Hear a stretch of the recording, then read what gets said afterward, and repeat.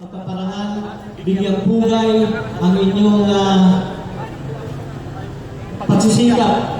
At alam ko po na kayo mismo ang nagpapadalon ng ating lokal na ekonomiya, ang inyong sakripisyo, ang inyong paghihirap para maging matatag ang ating lokal na pamahalaan. At syempre po, ito ay sa pangunguna ng ating butihin at napakasipag na Mayor Atty. Guillermo.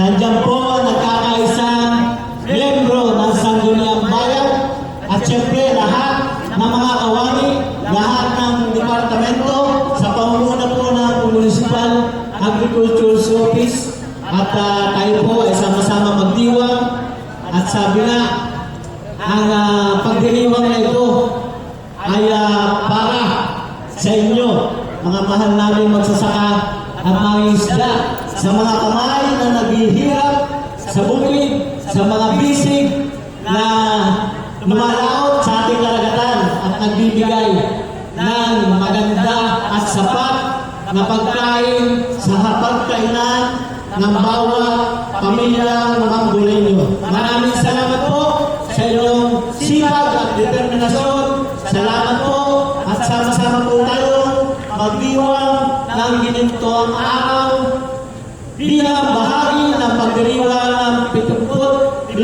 anibersaryo ng pagkakatatag ng ating mahal na bayan ng Mamburao, Bulawanan Festival. Sama-sama po tayo sa pagtataguyod ng isang dalang may pagmamalaki. Mamburao naman, mabuhay po ang mga magsasaka, mabuhay ang mga isda, mabuhay po ang Mamburao. God bless po sa ating lahat. Magandang umaga po. Good morning. Good morning.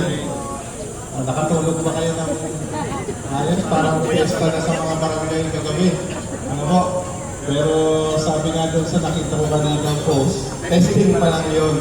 Testing pa lang. Ano?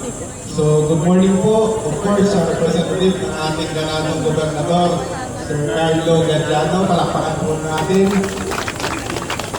Sa ating pong Vice Mayor, kakapi at kapanalig natin sa mga proyekto po ng ating mahal na bayan, Vice Mayor Boy Basangkay. Sa ating pong mga konsihal, mga hepe na dito ngayon, sa ating pong mga kababayan, at of course, sa pinaka-importanting mga tao ngayong ginintuang araw ang ating pong mga mahal na magsasaka at mangingisda. Palakpakan po natin lahat sila. Alam niyo po, bago pa naman tayo makaupo, lagi kong sinasabi na ang Mamburao po ay blessed na meron tayong magandang lupa at meron tayong kalapit na karagatan na nagbibigay ng ginintuang ani dito po sa bayan ng Mamburao. Hindi po lahat ng bayan sa Pilipinas ganyan. Yung iba po, sa alam, yung iba po, sa dagat lang nakuha ng kanilang likas na yaman. Ano? Pero ang Mamburao po ay very blessed na meron po tayong masaganang ani, meron tayong maraming lamang dagat dito sa ating karagatan. Kaya po lagi natin tatangkilikin po.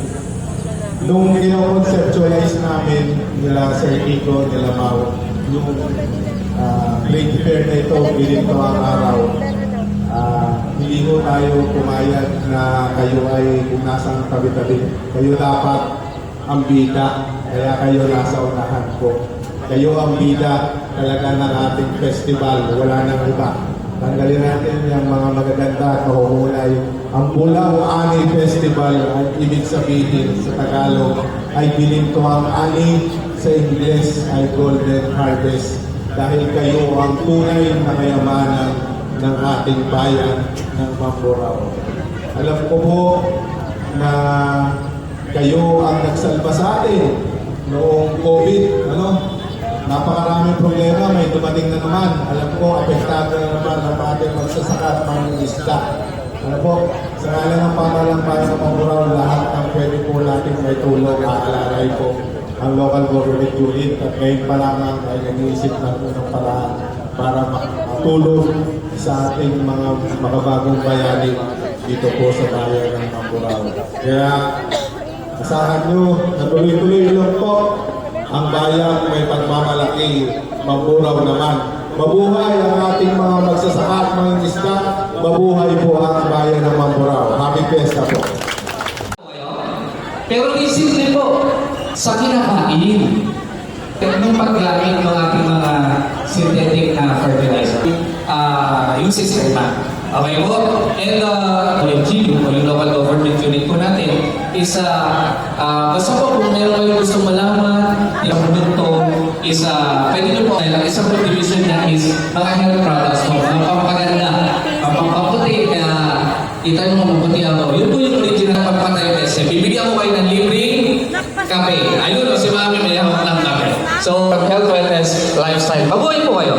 Salamat po. Sir Ray, sa iyo po ang ibinahaging kaalaman tungkol sa inyong mga produkto at sa inyong mga serbisyong ibinibigay mula sa health. Masarap yung kape. Ano po, sa isang timplahan ni nanay, pag-inom niya yan, talagang sobrang puti na agad ni nanay. Ano? Paano mga kaalaman? Tatawagin po natin ang representative ng SL Agritech Corporation representative to give. Sampo ay isang ganito. Sa ating lahat. Good morning po.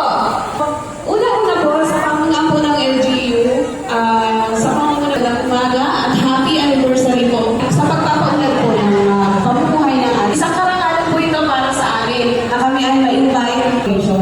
Ito po yung ibang great varieties.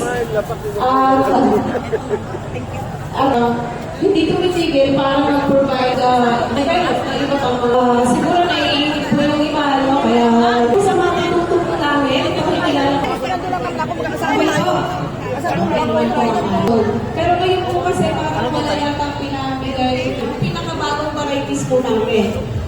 Yun po yung SF39, isang variety na kung saan ito po ay 70 at ito ay pwede po sa tagulan at pwede po sa ang maturity days po nito ay nasa 113 days lang po. Pero kung gusto niyo naman magpa-68 na ito ay parang 90 days lang po. Grabe. At all po sa drought. Upang kung talaga siya. Kapag tagulan po na kayo nagtanim, ay kailangan po yung lupa. Kasi kung pag-ulan, dyan po umakapis, halimbawa sa tagulan. Kasi po dyan metric ton. So mataas po ang average na ani kada isang hektarya. Kapag tagulan yung mga gagawin sa pagtatanim, at ang produkto, para yung single dose lang po, sir. Single application lang siya. Huwag po natin hayuan ng so mawawala po kasi yung visa niya. So, naman po tayo. GCFI. Farm to GCFI. Golden Farm Plus. Sa lahat po ng klase ng bacteria at fungus. So, double action po siya. Kasi may julina na bagoong eh. Pero ito po ay insecticide na kung saan ito po ay may stomach at saka contact action po na pwedeng makapatay sa mga insekto, yung buhay nila. Hindi naman namin ito sa chemical para mag-spray kayo na mag-spray. Kapag ito natin bago tayo mag-spray. So, yung kayo ng allergy, uric acid, na kung saan pinapahalo ng picture ng lupa at yung llama po namin ay Bumili ako isang kain kanina. seeds po lamang. Kamahal ko naman ang pamirin sa kain. Gusto mo baka? Sukol na certificate WP sa ating mga kohon. So, yun lamang po siguro. Corporation and marami pa rin po tayo natutunan sa pagbabahagi ng kaalaman at tatawagin natin ang matulong. Ako po ang field specialist na doon yung aming partner na naka-assign dito sa Pro Agri-Seed Corporation. Para ito ilalagay natin. Libreng payo kung si Sir, walang brochure. Sinong may brochure dyan? O, taas na kamay! Ako pa siya, para madagdagan. Ayan po sa unahan yan. Congratulations kay nanay. Meron siyang payo at baso. Ang Pro Agriseed Corporation, kanina sinabi ni Tatay Long, Bulawan. Ang ibig sabihin siya, Ilonggo yung nasa 10.9 tons ay galing po dito sa bayan ng kilala din ni nanay, kilala din ni ate. Maganda, siyempre, kasi ginit to a seed corporation. May 4 po tayong variety. Ang po, hindi nawawala ang lumping variety. May